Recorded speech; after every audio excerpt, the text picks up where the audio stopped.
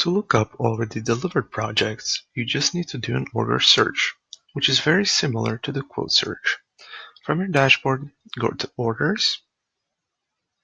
Here, you have multiple filters to select to find your order quickly. You can filter your orders by project type, languages, source language or target language, and many more under the additional filters.